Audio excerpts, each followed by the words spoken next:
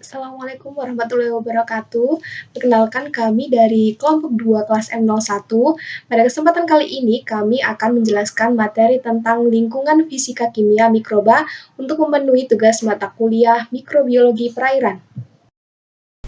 Baik, berikut ini merupakan nama-nama dari anggota kelompok kami. Untuk selanjutnya, mari langsung saja kita simak materi berikut ini. Baik, langsung saja kita awali dengan pengertian bakteri. Jadi, apa sih bakteri itu? Jadi, bakteri adalah organisme bersel tunggal yang memiliki ukuran sangat kecil, yaitu sekitar 0,2 sampai 10 mikrometer, sehingga tidak dapat dilihat oleh mata telanjang. Dan jika ingin melihatnya, kita harus melihat dengan alat bantu mikroskop. Nah, bakteri tersebut memiliki peran yang sangat penting dalam kehidupan, baik menguntungkan maupun yang merugikan. Jadi, bakteri itu ada bakteri heterotrof, di mana bakteri heterotrof merupakan bakteri yang makanannya berupa senyawa organik dari organisme lain. Bakteri heterotrof ini biasanya berperan sebagai pengurai dan bisa juga sebagai patogen. Selanjutnya, bakteri heterotrof ini terbagi menjadi dua, yaitu bakteri saprofit, di mana bakteri saprofit ini merupakan bakteri yang memperoleh makanannya dari sisa-sisa organisme atau produk organisme lain. Contohnya adalah bakteri E. coli, setelah itu ada Lactobacillus bulgaricus, lalu ada juga Mycobacterium. Yang kedua ada bakteri pengurai, di mana bakteri ini memperoleh makanan dari inangnya. Contohnya adalah Mycobacterium tuberculosis, lalu ada Bacillus antarcis, dan Clostridium tetani. Baik, di sini saya akan menjelaskan bakteri autotrof. Bakteri autotrof adalah bakteri yang dapat membuat makanannya sendiri dari senyawa anorganik. Untuk membuat makanannya, bakteri membutuhkan sejumlah energi. Berdasarkan sumber energi yang digunakan, bakteri autotrof terbagi menjadi dua jenis, yaitu bakteri fotoautotrof dan bakteri kemoautotrof. Bakteri fotoautotrof adalah bakteri yang menggunakan cahaya matahari sebagai sumber energinya. Bakteri ini memiliki pigmen fotosintetik seperti pigmen hijau bakterioklorofil atau bakteri viridin, pigmen kuning karoten, pigmen ungu bakteriopurpurin, dan pigmen merah bakteriohodopsin. Pigmen utama bagi bakteri adalah hijau dan ungu atau bakterioklorofil dan bakteriohodopsin. Bakterioklorofil dapat ditemukan pada semua bakteri fotoautotrof atau bakteri fotosintetik. Bakteri hodopsin atau pigmen ungu dapat ditemukan pada bakteri Archaebacteria, khususnya pada jenis Halobacteria. Contoh bakteri fotoautotrof antara lain ada Rhodopseudomonas dan Rhodospirillum yang berwarna merah dan tidak menghasilkan belerang. Lalu ada Thiocytis dan Thiospirillum yang berwarna ungu kemerahan dan menghasilkan belerang. Dan ada Chlorobium yang berwarna hijau, berfotosintesis bila ada hidrogen sulfida dan menghasilkan belerang. Lalu yang kedua ada bakteri kemoautotrof. Bakteri kemoautotrof adalah bakteri yang menggunakan energi kimia sebagai sumber energinya. Bakteri ini berasal dari reaksi oksidasi senyawa anorganik seperti amonia, nitrit, belerang, atau FeCO3. Contoh bakteri kemoautotrof antara lain Cladotrix dan Leptotrix achareka, mengoksidasi ion besi, T-Bacillus ferrosidans, Nitrosomonas dan Nitrosococcus mengoksidasi amonia, Nitrobacter mengoksidasi nitrit, Hydrogenomonas mengoksidasi gas hidrogen, Metanomonas menghasilkan gas metana, dan T-Bacillus thioucidans mengoksidasi belerang. Selanjutnya ada faktor suhu terhadap pertumbuhan mikroba, di mana suhu sangat mempengaruhi kecepatan pertumbuhan mikroba, kecepatan sintesis enzim, dan kecepatan inaktivasi enzim. Nah, setiap mikroba sendiri termasuk bakteri mempunyai temperatur optimum, maksimum, dan minimum untuk pertumbuhannya. Jika temperatur lingkungan lebih kecil dari suhu minimum dan lebih besar dari suhu maksimum pertumbuhannya, maka aktivitas enzim akan terhenti. Bahkan pada temperatur yang terlalu tinggi akan terjadi denaturasi enzim. Jadi, tinggi rendahnya suhu itu sangat berpengaruh terhadap pertumbuhan mikroorganisme. Nah, bakteri dapat tumbuh pada suhu kisaran -5 derajat Celcius sampai 80 derajat Celcius, tetapi bagaimanapun juga setiap spesies mempunyai rentang suhu yang pendek yang ditentukan oleh sensitivitas sistem enzimnya terhadap panas. Nah, bakteri sendiri dapat dibedakan menjadi beberapa kelompok pada kisaran suhu pertumbuhannya. Nah, yang pertama ada psikrofil, di mana psikrofil ini adalah bakteri yang dapat tumbuh pada suhu 0 derajat Celcius sampai 20 derajat Celcius.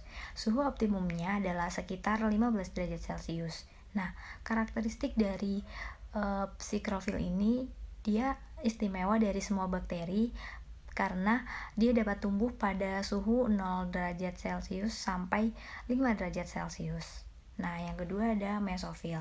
Mesofil ini adalah bakteri yang dapat tumbuh pada suhu 20 derajat Celcius sampai 45 derajat Celcius dengan memiliki karakteristik yang istimewa dari semua bakteri mesofil adalah kemampuannya untuk tumbuh pada suhu tubuh yaitu berkisar 37 derajat Celcius dan tidak dapat tumbuh pada suhu di atas 45 derajat Celcius. Nah, bakteri mesofil ini dapat dibedakan menjadi dua kelompok, yaitu yang pertama mempunyai suhu pertumbuhan optimum 20 sampai 30 derajat Celcius termasuk tumbuhan saprofit. Nah, yang kedua mempunyai suhu pertumbuhan optimum 35 sampai 40 derajat Celcius termasuk organisme yang tumbuh baik pada tubuh inang berdarah panas. Yang ketiga ada termofil. Termofil ini adalah bakteri yang dapat tumbuh pada suhu 35 derajat Celcius bahkan lebih. Nah, bakteri termofil ini dapat dibedakan menjadi beberapa kelompok. Yang pertama ada fakultatif termofil, adalah organisme yang dapat tumbuh pada suhu 30 derajat Celcius dengan suhu pertumbuhan optimum yaitu 45 sampai 60 derajat Celcius. Nah, contoh kelompok ini adalah beberapa strain Bacillus staurithermophilus. Nah, yang kedua ada obligat termofil, adalah organisme yang dapat tumbuh pada suhu di atas suhu 50 derajat Celcius dengan suhu pertumbuhan optimumnya yaitu 65 derajat Celcius. Nah, contoh dari kelompok ini adalah beberapa strain Bacillus coagulans. Yang ketiga ada termofil ekstrim, di mana termofil ekstrim ini adalah organisme yang memiliki suhu maksimum lebih dari 70 derajat Celcius dengan suhu optimum lebih besar dari 65 derajat Celcius. Nah, contoh dari termofil ekstrim ini yaitu Bacillus coldolithicus dan Thermus thermophilus. Nah, perubahan suhu pada bakteri tersebut juga dapat mempengaruhi pertumbuhan, di mana bakteri bisa tumbuh menjadi lebih sedikit, banyak, atau bahkan bisa sampai mati. Nah, yang kedua, perubahan suhu bakteri juga dapat mempengaruhi perubahan karakteristik. Pada pembentukan pigmen, penyimpanan dengan suhu dingin dapat menghancurkan mikroba-mikroba pembusuk, di mana pada suhu dingin juga akan terjadi kenaikan konsentrasi padatan intraseluler sehingga mengakibatkan perubahan fisik dan kimia sel-sel bakteri tersebut. Baik, selanjutnya saya akan menjelaskan faktor kandungan air terhadap pertumbuhan mikroba. Kandungan air sangat penting bagi mikroba karena kebanyakan mikroba memerlukan lingkungan yang lembab untuk berkembang biak. Kandungan air yang tepat memainkan peran penting dalam mempertahankan struktur dan fungsi sel mikroba. Jika lingkungan terlalu kering, aktivitas mikroba dapat terhambat atau bahkan mikroba bisa mati.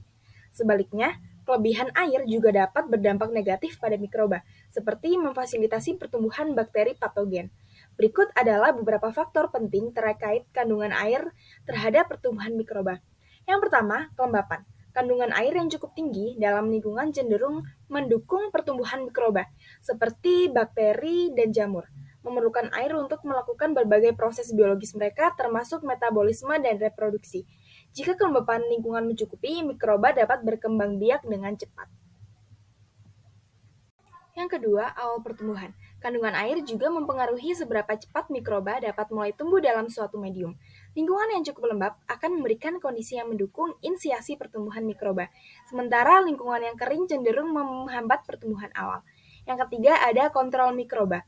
Kandungan air yang tepat juga dapat digunakan sebagai metode kontrol terhadap pertumbuhan mikroba. Misalnya, pengeringan makanan atau pemrosesan panas dapat mengurangi kandungan air dalam makanan, sehingga menghambat pertumbuhan mikroba dan meningkatkan umur simpan makanan. Yang terakhir ada prasyarat lingkungan. Beberapa mikroba memiliki prasyarat lingkungan tertentu yang berkaitan dengan kandungan air. Misalnya, bakteri halofil memerlukan konsentrasi garam yang tinggi dalam air untuk pertumbuhan dengan baik. Sementara mikroba termofil memerlukan suhu yang tinggi dan kandungan air yang rendah. Selanjutnya, garam dan keseimbangan osmotik. Garam adalah senyawa kimia yang terbentuk dari ion positif kation dan ion negatif anion yang saling berikatan secara ionik. Dalam konteks biologis mikroba, garam dapat berperan dalam menciptakan keseimbangan osmotik. Keseimbangan osmotik adalah kondisi di mana tekanan osmotik dalam sel mikroba seimbang dengan tekanan osmotik di lingkungan sekitarnya. Selanjutnya, bakteri pada konsentrasi garam tinggi disebut bakteri halofilik, yaitu bakteri yang dapat hidup pada air asin di laut. Mikroorganisme yang membutuhkan konsentrasi garam tinggi untuk pertumbuhannya disebut halofil obligat. Bakteri yang dapat tumbuh pada keadaan tanpa garam maupun mengandung garam disebut halofil fakultatif. Selanjutnya, tekanan osmotik. Tekanan osmos sebenarnya sangat erat hubungannya dengan kandungan air. Apabila mikroba diletakkan pada larutan hipertonis, maka selnya akan mengalami plasmolisis, yaitu terkelupasnya membran sitoplasma dari dinding sel akibat mengkerutnya sitoplasma. Apabila diletakkan pada larutan hipotonis, maka sel mikroba akan mengalami plasmoptisa, yaitu pecahnya sel karena cairan masuk ke dalam sel. Sel membengkak dan akhirnya pecah. Selanjutnya, tekanan osmotik dibagi menjadi 3, yaitu isotonik, hipotonik, dan hipertonik. Nah, baik, selanjutnya adalah pemaparan materi mengenai faktor cahaya terhadap pertumbuhan mikroba. Nah, cahaya terhadap pertumbuhan mikroba ini ada 2 macam pengaruh. Yang pertama, pengaruhnya terhadap mikroba dengan pigmen fotosintesis, dan yang kedua adalah pengaruhnya terhadap mikroba tanpa pigmen fotosintesis. Nah, yang pertama ada pengaruhnya terhadap mikroba dengan pigmen fotosintesis. Nah, mikroba yang memiliki pigmen fotosintesis di sini maksudnya adalah dari golongan mikroalga. Nah, bagi golongan ini, cahaya bisa menjadi sumber energi dalam proses fotosintesis. Seperti yang kita ketahui bahwa mikroalga merupakan organisme autotrof, sehingga cahaya matahari memiliki peran yang sangat vital bagi mereka dalam memperoleh energi. Nah, dengan adanya cahaya, maka dapat membantu mengaktifkan reaksi dalam proses penguraian bahan organik menjadi energi sebagai bahan untuk mereka tumbuh dan berkembang. Sehingga ketika cahaya yang diterima ini semakin tinggi, maka laju pertumbuhan mereka pun juga akan mengalami peningkatan. Nah, yang kedua yaitu pengaruhnya terhadap mikroba tanpa pigmen fotosintesis. Nah, secara umum, cahaya memiliki sifat yang merusak sel mikroorganisme yang tidak mempunyai pigmen fotosintesa, misalnya pada kelompok bakteri. Nah, tak hanya dapat merusak sel, cahaya matahari juga dapat menghambat pertumbuhan, bahkan menyebabkan kematian dari bakteri itu sendiri. Nah, mengapa sih hal ini bisa terjadi? Nah, ternyata cahaya matahari ini memungkinkan terjadinya perusakan dinding sel. Dari beberapa penelitian, itu menyatakan bahwa bakteri setelah diberi radiasi sinar UV, itu dinding selnya akan pecah dan bentuk selnya akan mengkerut atau mengecil dengan susunan yang tidak beraturan. Selain itu, dalam penelitian lain juga dikemukakan bahwa apabila diberi penyinaran sinar UV pada jarak yang dekat, kemudian intensitas yang tinggi, dosis radiasi yang tinggi, dan dengan energi yang berlebihan, maka akan mengakibatkan sel mikroorganisme ini akan mengalami kematian, perubahan genetik, dan kecenderungan menurunnya jumlah sel mikroorganisme tersebut. Nah, kerusakan tersebut terjadi karena adanya kerusakan pada DNA. Nah, jadi sinar UV di sini dapat menyebabkan mikroorganisme tersebut tidak mampu melakukan replikasi akibat pembentukan ikatan rangkap 2 pada molekul-molekul pirimidin. Selanjutnya yaitu ada tekanan. Tekanan hidrostatis merupakan parameter penting namun belum banyak dipelajari yang mempengaruhi kehidupan di bumi. Lingkungan bertekanan tinggi mencakup laut dalam dan bawah permukaan yang dalam, di mana terdapat banyak kehidupan yang mencakup sebagian besar biosfer. Tekanan hidrostatik yang tinggi menghambat proses seluler dan pembentukan struktur makromolekul yang mengakibatkan perubahan volume positif. Pada mikroorganisme mesofilik, proses ini meliputi motilitas transport substrat, pembelahan sel, replikasi DNA, transkripsi, translasi, reaksi enzimatika tertentu, dan perubahan keadaan kristal cair membran. Tekanan hidrostatik yang tinggi, 20 hingga 60 MPa, menghambat pertumbuhan bakteri permukaan laut pada suhu 30 derajat Celcius, sedangkan suhu rendah memperburuk efek penghambatan tekanan. Mikroba tertentu yang ditemukan dalam limbah mentah termasuk E. coli dan Enterococcus faecalis mampu mentolerir paparan jangka panjang terhadap tekanan hingga 50 MPa pada suhu tinggi 4 derajat Celcius. Tekanan mempengaruhi aktivitas dan kelimpahan relatif prokariota yang terkait dengan tenggelamnya bahan organik. Mendeteksi peningkatan kelimpahan relatif Gammatotrobacteria yang bergantung pada tekanan seiring berjalannya waktu. Baik, yang selanjutnya yaitu faktor pH terhadap pertumbuhan bakteri. pH optimal dibutuhkan bakteri untuk pertumbuhannya. Berubahnya pH lingkungan akan berpengaruh terhadap efektivitas enzim dalam membentuk kompleks enzim substrat. Selain berpengaruh terhadap struktur ion pada enzim, tinggi rendahnya pH juga bisa menyebabkan terjadinya proses denaturasi yang mengakibatkan menurunnya aktivitas enzim. Dengan menurunnya proses aktivitas enzim, maka akan menurun pula jumlah pertumbuhan pada bakteri. Selanjutnya yaitu, pH merupakan salah satu faktor lingkungan yang berpengaruh terhadap visibilitas suatu bakteri. Kadar pH yang tidak optimal pada suatu media akan mengganggu kerja enzim dan berakibat mengganggu pertumbuhan bakteri. Penurunan pH dari netral menjadi asam dikarenakan sekresi asam-asam organik dari isolat bakteri. Jenis asam organik tersebut ditentukan oleh sifat genetik, fisiologikal, nutrisi, dan kondisi pertumbuhan kulturnya. Oke, selanjutnya adalah faktor oksigen terhadap pertumbuhan mikroba. Proses dekomposisi bahan organik membutuhkan oksigen dan bantuan bakteri. Apabila kadar oksigen berkurang, maka dapat mempengaruhi proses dekomposisi dan akhirnya dapat berpengaruh terhadap kehidupan bentos yang ada. Kemudian kebutuhan oksigen yang digunakan dalam respirasi sel bervariasi di antara beberapa strain bakteri yang dipengaruhi oleh adanya seperangkat enzim yang dimiliki oleh bakteri.